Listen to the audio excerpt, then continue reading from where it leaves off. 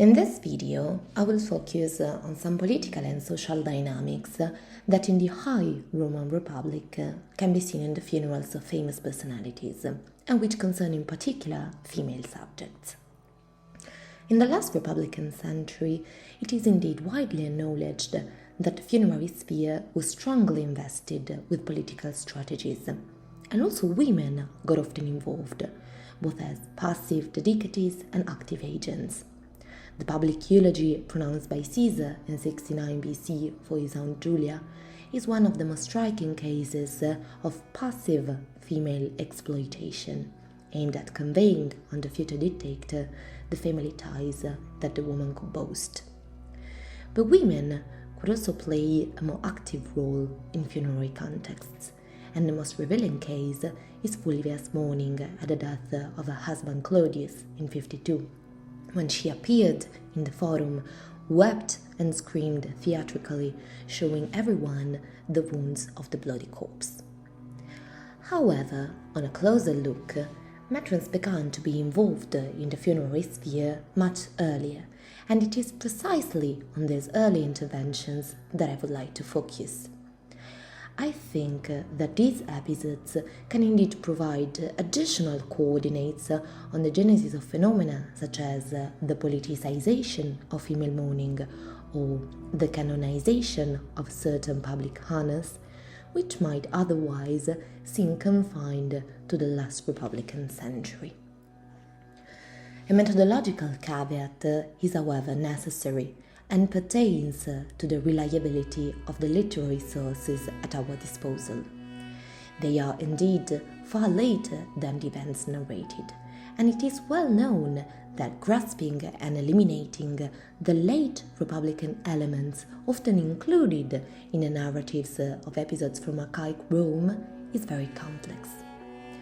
Thus, assuming that the reliability of the authors that will be examined should never be taken for granted, our sample of sources will embrace a plurality of traditions. It will also include legal sources, where the filters usually present in literature are less cumbersome. Such an investigation, which does not close itself of in hypercriticism while remaining interpretative, will allow to identify stable and serial dynamics. Moreover, these dynamics will show specificities that will disappear later, and that are perfectly consistent with the historical phase in which there were neither recognized customs nor clear rules for public funerals. On the other hand, it will be an integral part of the investigation to identify back projections and to analyze their motivations and elaboration. Having made this brief introduction, I will proceed in chronological order, presenting the first three funerals in which matron's mourning appears. Below, I will better analyze their common denominators, try to place them within a specific climate, and grasp a possible political significance of such phenomena, as well as their revival in the last Republican century. The first case of matron's mourning is recorded at the death of Brutus, father of the Republic, who died in battle in 509. In the funeral harness that the sources report, Livy states that the consul Valerius gathered up the spoils and returned in triumph to Rome. His colleague's funeral is celebrated with all the pomp then possible, but a far greater honor to the dead man was the general grief, which was particularly conspicuous inasmuch as the matrons mourned a year for him, as for a father, because he had been so spirited an avenger of the outraged modesty. Therefore, the only honor that Livy explicitly mentions and even highlights is the publica mestitia, the general mourning kept by the matrons for a whole year. Moreover, the author establishes an intimate connection between the genesis of matron's mourning and the desire to pay homage to the person who had avenged the unjust death of one of them, Lucrezia. Of course, we all know the story, so I won't dwell on it. In this sense, the first case of matrons' mourning originates from a concrete as well as personal reason. The women do not give such an honor to Brutus out of an attachment to his person tout court. They do it because of the specific merit of his, which was very important for them, and this private motivation is transferred into a public sphere. The second case of matrons' mourning occurs a few years later at the death of Publicola. From a collection of the sources mentioning the funeral harness bestowed on him, they seem to have been an intrapomerial burial on the Velia, an anomalous funeral paid not by his family but by others, and matrons' public mourning. What interests us most is Plutarch's version, which states that the women also, by private agreement amongst themselves, mourned a whole year for him, with a mourning which was honourable and enviable. In this case, the matrons are not motivated by a personal reason. They do not seem attached to Publicola for any specific action he had done in their favour. According to Plutarch's version, the impression is indeed that the practice had already taken the form of a costume as an exceptional tribute to exceptional men. On the other hand, the initiative is here presented in a very different way. The matrons do not represent a body integrated in the citizenship that, under the patronage of the Senate, contributes to the funerals with this honor. On the contrary, they decide idia, so by private agreement, and pros autas, so amongst themselves, to keep mourning for a year. Thus we can clearly see an effort to emphasize, even linguistically, the private and autonomous nature of this initiative. A tribute conceived and managed by the matrons alone, which moreover was in addition to another private initiative. Plutarch indeed states that on this occasion also the people, the demos, decided to make a personal collection to embellish Publicola's funeral. We will see more about this shortly. The last case of matrons' mourning I would like to take in account appears with the controversial figure of Coriolanus. In the parable of this character, female tears play a relevant role. While he was still alive, the sources indeed tell us that he had agreed to lay down his arms against Rome and bring back the Volsci army only when a group of women, led by his wife and his mother, had gone to meet and beg him. And even after his death, Plutarch says that the Romans simply granted the request of the women that they might mourn for him 10 months, as was customary when any one of them lost a father or a son or a brother. Dionysius' version is slightly different. He in fact claims that Coriolanus was mourned by both the Volsci and the Romans, and Roman wives let aside their gold and purple and all their other adornment, and dressing themselves in black, mourned for the full period of a year. So first of all, I would like to dwell on a detail, and that is that for the first time in Plutarch, the need to have permission appears. The matrons ask permission to keep the mourning, and someone, most likely the Senate, grants it.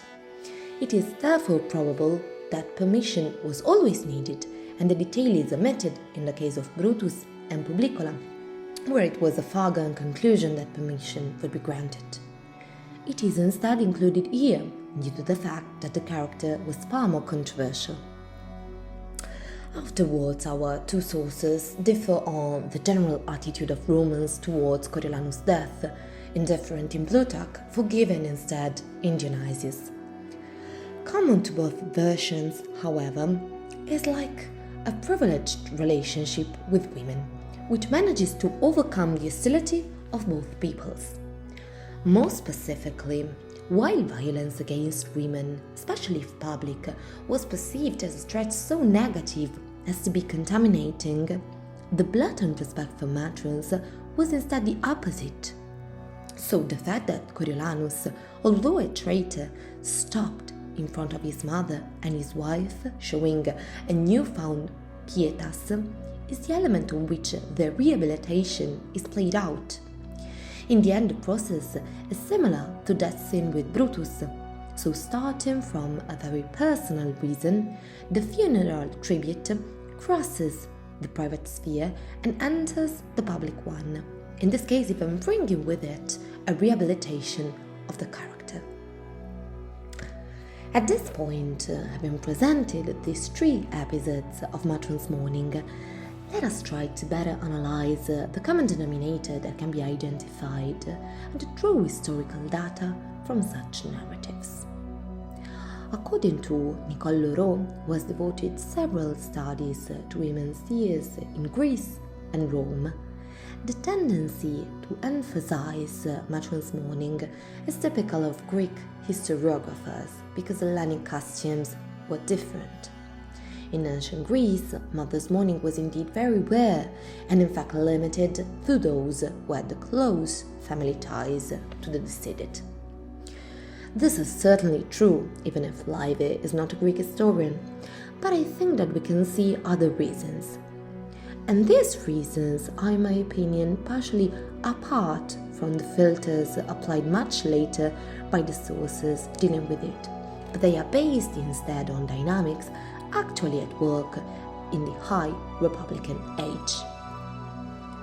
That's why I would like to introduce another element taking into account the laws of the 12 tables, and in particular those of the 10th, which regulated the funerary sphere and which are referred by Cicero in the Legibus.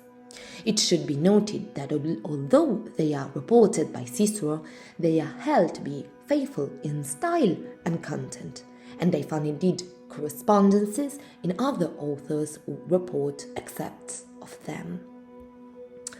So reading the rules one by one, we can soon notice the sumptuary nature of this funeral legislation, which was primarily intended to contain theatrical displays of mourning. But among the rules that Cicero lists, curiously, there are several that aim at restricting specifically female mourners. The expense, Cicero says, is limited to 3 veils, a purple tunic, and 10 flute players. And again, the mourning is also abolished, tollitetiam lamentationem. Women shall not tear, shall not scratch their cheeks, mulieres genas ne radunto, nor have a lesson at a funeral, neve lessum funeris ergo abento. So these rules are not aimed at curbing excesses in mourning to cure, but they are directed specifically against female behaviors, even clothing. And this brings us to the heart of the matter. I think that the genesis of matron's mourning is part of a process in which, at the dawn of the Republic, the funerals of famous people enter a public context from an original private one. And in this new context, before the assembled citizenship, an exploitation of the occasion inevitably follows, all the more so in a climate of harsh social conflict. This exploitation can also be seen in the financing of these funerals, which the Senate and private citizens compete for, or in the declamation of eulogies, and so on. Women are part of this, and matron's mourning gained importance very early, primarily because it led to the recognition of the deceased as the symbolic father of all the citizenship. Mourning was traditionally held for a father in private, so transferring the practice to the public sphere and in honor of non-family members meant assimilating the deceased to a father for all women, that is, for the whole community. In this sense, it seems clear to me that the granting of mourning takes on a strong political significance. That's the reason why I believe the day mourning was never spontaneous or autonomous, all the more so because we know that every exceptional honor had to be ratified by the Senate. Rather, I think that women's mourning was maneuvered and patronized by those who wished from time to time to acquire a monopoly of the inheritance of the dead, making him a pater patriae fatherland for their own personal gain. Exploiting matrons was a simple and safe operation because no one would ever deprive pious women of the right to pay homage to a deceased person. In this sense, it is very likely that the Assemblywomen regulation was intended to limit the political use of public funeral ceremonies, which was becoming so frequent. And for the purposes of our investigation, it is absolutely relevant that the laws of the 10th table place so much emphasis on women's funeral practices. In my view, this indicates an intent not to restrict matrons' mourning per se, rather an attempt to make these initiatives controllable and to remove them from the ages of those who sponsor them in order to present themselves as the heirs of the deceded fatherland. Now, what has been said so far may correspond, in my opinion, to historical reality, mainly because of the testimony provided by the laws of the 12 tables and because of the antiquity of female mourning, attested in private since the very beginning of Rome and common to many ancient peoples. In this sense, back projections of our present are to be found elsewhere. They come to light in the reasons and ways in which our sources choose to talk or not to talk about it. If then with these eyes we come back to Livy's account of Brutus' funeral, curious similarities seems to arise between the parents and ultor and avenger Brutus and the avenger and pater patriae par excellence of his time, Augustus. At the time of Livy's work, the feeling of admiration for Brutus' actions was indeed dominant. Some passages in Virgil testify to this, but even more revealing, in my opinion, is the portrait Dionysius paints of Brutus, with special regard to his attitude after the death of Lucrezia. Such a portrait, as has already been pointed out, fully reflects the contemporary self-representation of Augustus as a restorer of republican values. It is therefore possible that Livy went in the same direction and used precisely female mourning to define affinities between Brutus and Augustus. These affinities would concern an equal status as pater patriae and an equal attitude to revenge. These affinities would also be further confirmation that in the Augustan era, official propaganda was inclined to promote the association between Augustus and traditional fatherlands such as Aeneas, Romulus. The association with Brutus certainly presented more difficulties because of the alleged descent with Brutus, Caesar's assassin, with our Brutus. Dionysius, in fact, strongly denied it. But it does not seem to be a sufficient obstacle not to use it. Similarly, if we return to Plutarch's account of Publicola's funeral, he not only makes no mention of the Senate, but on the contrary, he seems to strongly emphasize the role of the people, of the demos. The expressions that he uses to indicate the granting of honors to Publicola are demos epsephisato and ton politon psephizamenon, which clearly denote a decision taken by the popular assemblies. However, this procedure is incompatible with the need for senatorial ratification to decree exceptional funeral honors. And it also shows inconsistency with the fact that the burial is said to be paid demosia, a term which always indicates public funding by senatorial decree. Thus, in my opinion, there is a clear pro-popular intent by Plutarch or by one of his sources. He wants to emphasize the enterprise and autonomy of private citizens, who on this occasion probably did nothing more than organize a personal collection. Therefore, the insistent use of the verb psephizo is to be read as an actualizing attempt to give greater autonomy and authority to the people. The emphasis then on the autonomy of action also of the matrons, who Dia and Prosautas decide to keep the mourning, goes in the same directions. It denounces Plutarch's desire to highlight the interference of private initiatives to cure, which in this case took place outside the Senate's control. Eventually, the elaboration of the figure of Coriolanus. It is even more difficult, especially because the historicity of the character is highly debated. Therefore, without venturing into debates which are too long and complex for the purposes of our analysis, I will only say that the figure of Coriolanus seems a historized product of an enlisted tradition, modeled after the pattern of the dysfunctional warrior.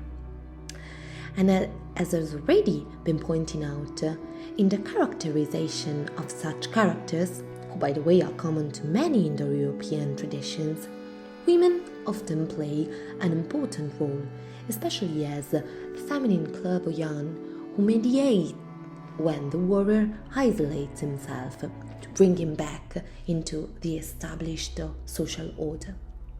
Well, in my opinion, it is of great significance, on the one hand, that this mediation here takes place through female tears. On the other hand, that the reward for this newfound equilibrium is female mourning, which becomes a symbolic rehabilitation of the character. Hence, in the late Republican age, when Coriolanus' memory was restored and his narrative was canonized, the granting of mourning became the seal of forgiveness by the citizenship, as well as the mark of his reinstatement in the glories of the fatherland.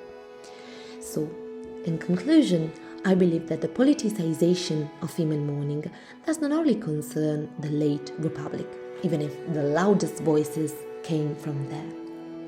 I think, on the contrary, that already in the high Republican age, women, as more easily and safely exploitable subjects, played an important part in the definition of funerary strategies. This politicization can be seen at work at the dawn of the Republic because of the pater patriae status that matrons' mourning automatically provided for the deceased. This in turn gave the heir the opportunity to present himself as son of the pater patriae. But a second level of politicization comes to light centuries later. The sources that refer to high Republican mourning decontextualize it and re-contextualize it in a different political climate in order to make it a symbol of the instances they wanted to convey.